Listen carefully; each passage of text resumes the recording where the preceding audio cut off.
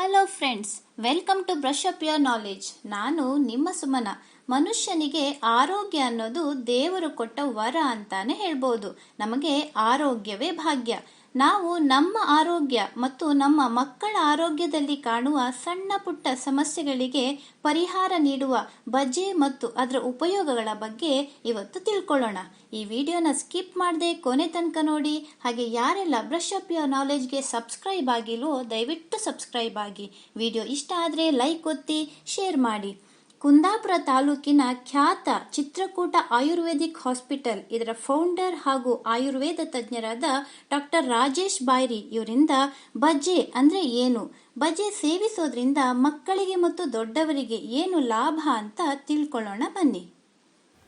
ನಮಸ್ತೆ ವೀಕ್ಷಕರೇ, ಇವತ್ತು ನಾನು ಬಜೆ ಈ ಒಂದು ಪ್ಲಾಂಟ್ನ ಬಗ್ಗೆ ಎಕ್ಸ್ಪ್ಲೈನ್ ಮಾಡ್ತೇನೆ. ಬಜೆ ಗಿಡ ಅನ್ನುವಂಥದ್ದು ಒಂದು ಆ್ಯನ್ಯುವಲ್ ಹರ್ಬ್ ಆಗಿದ್ದು, ಇದು ಮಾಡಿಫೈಡ್ ರೂಟ್ ಅಂತ ಏನು ಕರಿತೀವಲ್ಲ, ಇನ್ನು ರೈಸೋಮ್ ಅಂತ ಕರಿತೀವಿ. ಇದು ನಾವು ಆಯುರ್ವೇದದಲ್ಲಿ ಹಲವಾರು ಮೆಡಿಸಿನ್ಸ್ಗಳಲ್ಲಿ ಇದನ್ನು ಯೂಸ್ ಮಾಡ್ತೀವಿ.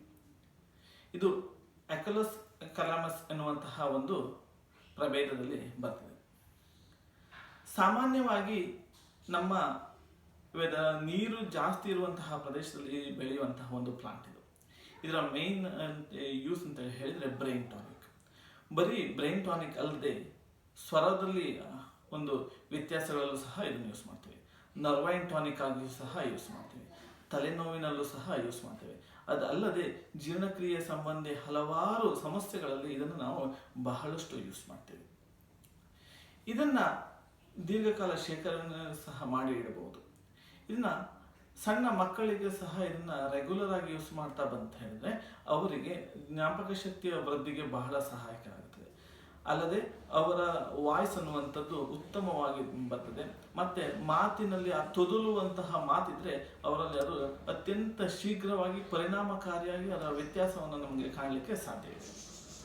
ಆದ್ದರಿಂದ ಇದನ್ನು ನಾವು ರಸಾಯನ ಅಂತೇಳಿ ಹೇಳಿ ಕರಿತೀವಿ. ಅಂದರೆ ಇದೊಂದು ರೆಜ್ಯುವಿನೇಟಿವ್ ಪ್ರಾಪರ್ಟಿ ಇರುವಂತಹ ಒಂದು ಗಿಡ. ಕಾಯಿಲೆಗಳ ರೀತಿಯಲ್ಲಿ ನೆನಪಿನ ಇವನ್ ಅಡಲ್ಟ್ ಅಲ್ಲಿ ನೆನಪಿನ ಶಕ್ತಿ ಕಡಿಮೆ ಆಗೋದು, ಅದರಲ್ಲೂ ಸಹ ಇದನ್ನ ದಿನಂಪ್ರತಿ ಯೂಸ್ ಮಾಡಿದ್ರೆ ಅದರಲ್ಲೂ ಸಹ ಬಹಳ ಮುಖ್ಯವಾಗಿ ಇದು ಕೆಲಸ ಮಾಡ್ತದೆ. ಅಲ್ಲದೆ ಅಲ್ಜಿಮಿರ್ಸ್ ಡಿಸೀಸ್ಗಳಲ್ಲೂ ಸಹ ಇದನ್ನ ಯೂಸ್ ಮಾಡ್ತೀವಿ.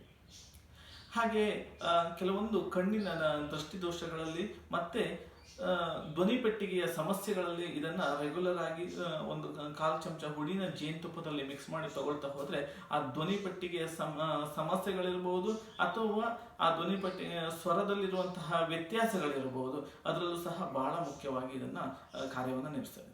ಅದೇ ರೀತಿಯಲ್ಲಿ ಇತ್ತೀಚಿನ ದಿವಸಗಳಲ್ಲಿ ಹಲವಾರು ಥೈರಾಯ್ಡ್ ರಿಲೇಟೆಡ್ ಇಶ್ಯೂಸ್ಗಳಲ್ಲಿ ಇದನ್ನ ಯೂಸ್ ಮಾಡ್ತಾ ಇದ್ದಾರೆ. ಬಹಳಷ್ಟು ಉತ್ತಮವಾದ ಫಲಿತಾಂಶಗಳನ್ನು ನಾವು ಕಾಣ್ತಾ ಇದ್ದೇವೆ. ಸ್ನೇಹಿತರೆ, ಇದರ ಸಣ್ಣ ಮಕ್ಕಳಿಂದ ಇದನ್ನ ಯೂಸ್ ಮಾಡ್ತಾ ಬಂದ್ರೆ ಅವರು ಮೇಧಾವಿಯಾಗಿ ಬೆಳೀಲಿಕ್ಕೆ ಸಹ ಇದರಿಂದ ಸಾಧ್ಯ ಆಗಿದೆ. ಸೊ ಇದು ಬಜೆಯ ಗಿಡದ ಬಗ್ಗೆ ಮಾಹಿತಿ. Thank you sir. ಆಯುರ್ವೇದ ಶಾಸ್ತ್ರ ಪುರಾತನವಾದದ್ದು. ನಮ್ಮ ಅಜ್ಜಿ ಅಮ್ಮ ನಮಗೆ ಕೊಟ್ಟಿರೋ ಔಷಧ ನಾವು ನಮ್ಮ ಮುಂದಿನ ಪೀಳಿಗೆಗೆ ತಿಳಿಸಿ ಅವರನ್ನು ಆರೋಗ್ಯವಂತರನ್ನಾಗಿ ಮಾಡೋದ್ರಲ್ಲಿ ತಪ್ಪೇನೂ ಇಲ್ಲ. ಗುಟಿ ಅಥವಾ ಸುತ್ತುಮದ್ದು ಅಂದ್ರೆ ಏನು, ಅದರಲ್ಲಿ ಏನೇನು ಅಂಶ ಅಡಗಿದೆ, ಅದನ್ನ ಮಕ್ಕಳಿಗೆ ಯಾಕೆ ಮತ್ತು ಯಾವಾಗ ತಿನ್ನಿಸ್ಬೇಕು ಅಂತ ನೆಕ್ಸ್ಟ್ ವಿಡಿಯೋದಲ್ಲಿ ಡಾಕ್ಟರ್ ರಾಜೇಶ್ ಬಾಯ್ರಿ ಅವರಿಂದ ತಿಳ್ಕೊಳ್ಳೋಣ. ಫ್ರೆಂಡ್ಸ್, ಈ ವಿಡಿಯೋ ಇಷ್ಟ ಆದರೆ ಲೈಕ್ ಒತ್ತಿ, ಶೇರ್ ಮಾಡಿ. ಹಾಗೆ ಬ್ರಷ್ ಅಪ್ ಯೋರ್ ನಾಲೆಜ್ಗೆ ಸಬ್ಸ್ಕ್ರೈಬ್ ಆಗೋದನ್ನ ಮರಿಬೇಡಿ.